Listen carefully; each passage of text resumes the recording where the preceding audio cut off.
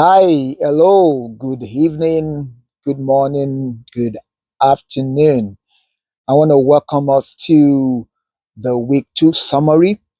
I want to appreciate us for the first week as we go over the second week review and some of the things we've learned.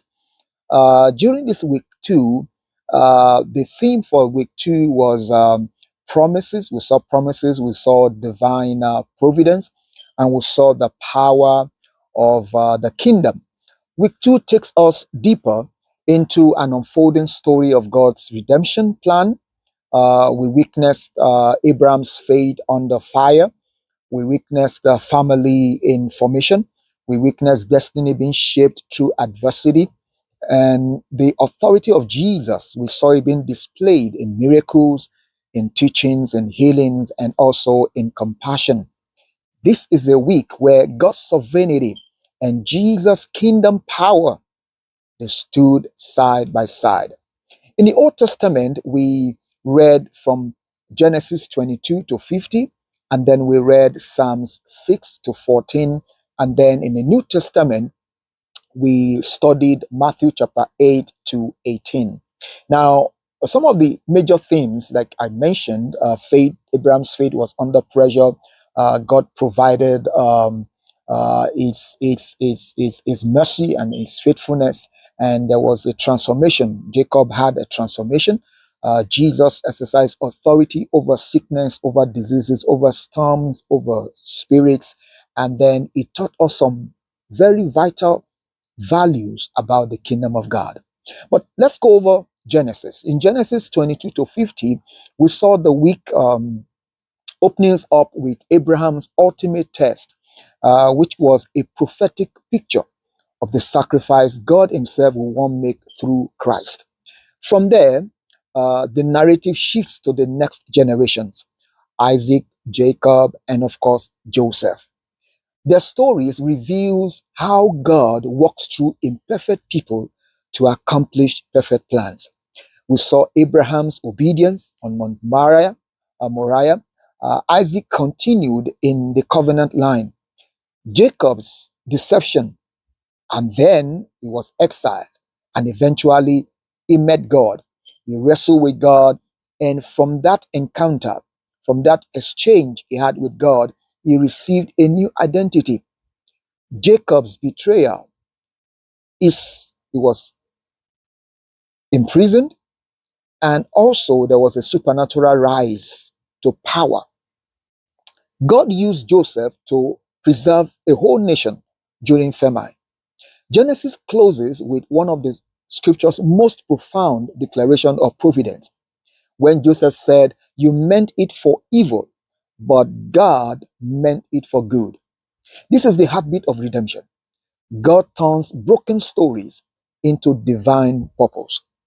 As we move into Psalms, Psalm 6 to 14, the psalmist captured the emotional and spiritual journey of a person seeking God in distress, in danger, and in devotion. We learn that God hears the cry of the afflicted, God defends the righteous and judges the wicked. God's majesty crowns humanity with purpose.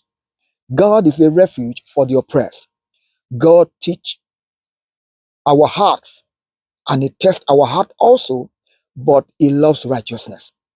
God protects the faithful, even when fools ignore God, but the righteous, they always find refuge in Him. These Psalms, they remind us that God deals personally with our heart. He listens, He lives, and then He also leads us in the right path.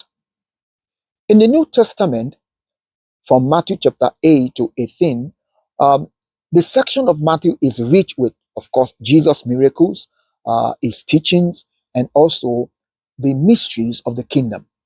We saw Jesus heal lepers, paralytics, and demon possessed. We saw Him calm storms with a word. We saw Him restore dignity to the broken. We saw Him feeding multitudes miraculously. We saw Jesus teaching the parables that reveals kingdom deep mysteries. He confronted religious hypocrisies. He calls His followers to deeper surrender. He sent out the 12 disciples with authority over evil spirit. And lastly, Jesus revealed the cost and the reward of discipleship. We saw the kingdom reversal when Jesus made a mention that the last shall be the first and the first shall be the last. From this, we learn that Jesus is not just a teacher, he's not just a healer, but he is the one also who restores and who redefines greatness in life.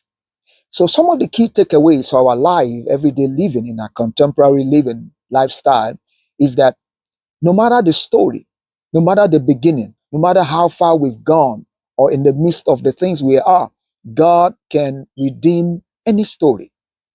And that our faith will always be tested. Our faith will become stronger whenever we are being tested. Number three, God's timing is perfect.